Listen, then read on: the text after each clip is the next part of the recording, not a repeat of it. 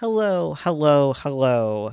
Welcome to another video. I am Bones McKay. I'm going to be talking about inspirations today. Specifically, I'm talking about my inspirations because I got a question about where I got my inspirations for the Magpie.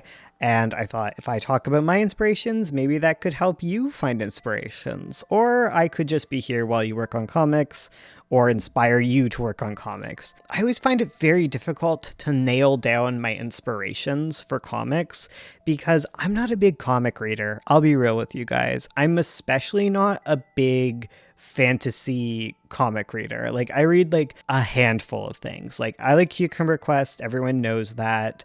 That was like a big inspiration for 9 Point. I think it's way easier to find inspirations for 9 Point, for Sovereign, for the books of Avo, like all of my fantasy comics. But where does the Magpie come from? The Magpie, if you don't know, that's the comic that is being verticalized now on screen. I do the writing and coloring for it, and my wife does all of the lovely, lovely penciling, inking, designing, all that. Where Magpie comes from is definitely much more like emotional for me. It's more personal. I can tell that it has roots in Madoka Magica. I think there was some like kernels that began it, but I think it much more pulls from interests that I don't necessarily go into tons when I talk about comics. How am I saying this? Because like again, like I like a lot of manga. Not really. I like a lot of anime. That's better. I like anime. I like video games. And those are where I live in the speculative fantasy space. But when it comes to like reading books and comics, I like a lot more down to earth stuff. Most of my favorite books are contemporary. I like literary fiction. I'm boring. I like classic books.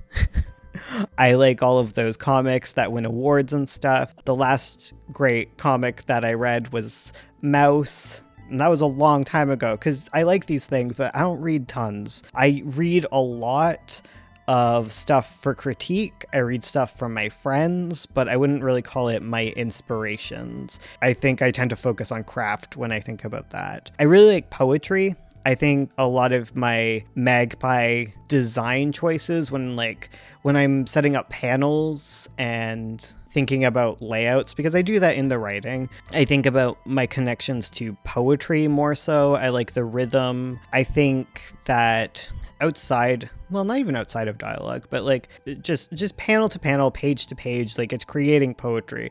And I really like poetry. I think poetry is underrated as hell by everyone. I really like the poetry book God of Nothingness by Mark Wunderlich, I think. Yeah, that's like reading like some of that stuff. I think you might get more of a sense of like where I was coming from, like where my inspiration is coming from, because like I wouldn't say that is my inspiration for the Magpie, but it definitely fits the vibe of the stuff that I like that did inspire the Magpie. I think the God of Nothingness is very apt too, considering Magpie is considered the God of Nothingness, the God of Nothing, Goddess of Nothing. Anyways, yeah, I like poetry. I like literary fiction, and I think those are the things that inspired the Magpie. I think the speculative elements are very metaphorical, but then because of my grounding in being someone who likes high fantasy novels and all like the nitty gritty of world building, they become real elements rather than purely metaphorical. My novel Honey Walls also kind of has that element. Some people call that magical realism, but I wouldn't call that magical realism. Magical realism is its own specific genre that I would not say that I am part of. I am a speculative writer. I just pull inspiration from a lot more literary work. And outside of that, I really like nonfiction. I love me some nonfiction books. They always inspire me a about the world. They inspired me to discover more about the world, and I think that's great. Magpie is more than anything, it's inspired by my life. It's inspired by like my experiences.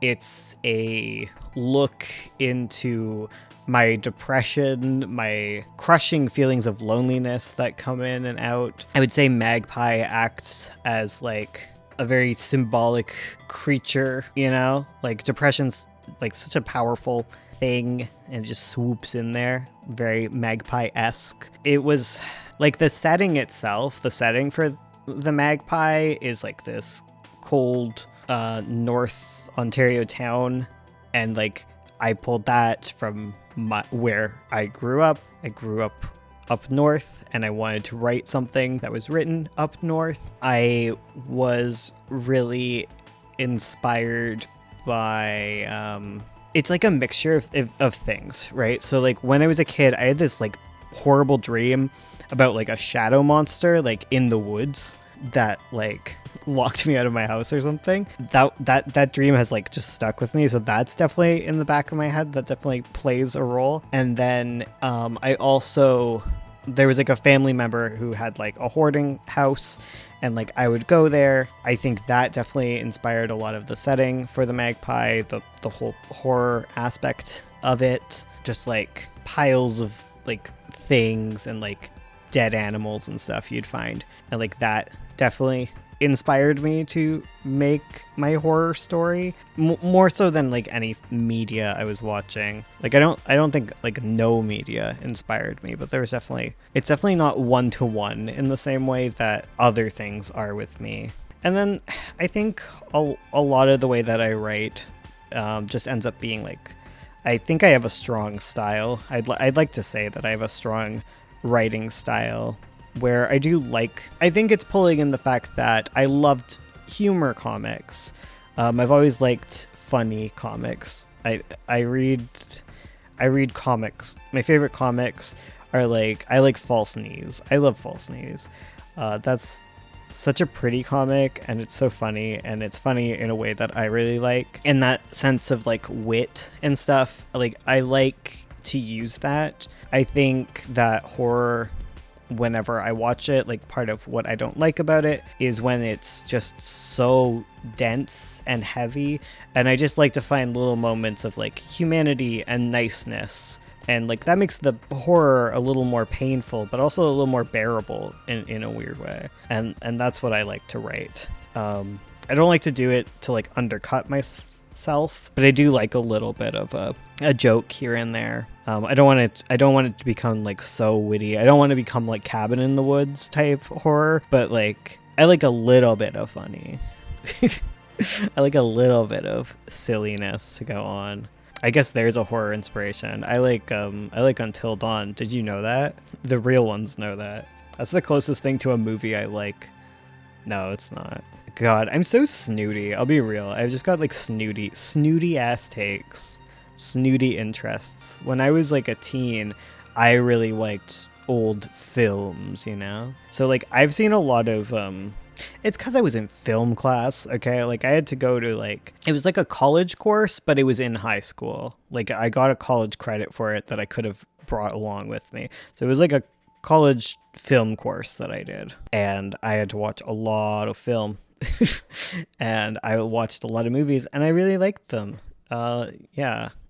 So there is that. Yeah, what are your inspirations? Do you guys have any sort of like out there kind of inspirations, or are you very more one-to-one in what inspires you? Let me know in the comments below. Thank you for listening. Ask any questions that you want. I'm always ready to answer them. We got another week of this ahead. I guess it's the weekend. We're chilling on the weekend, but yeah, let's go. Let's do this. All right. Goodbye. See you then.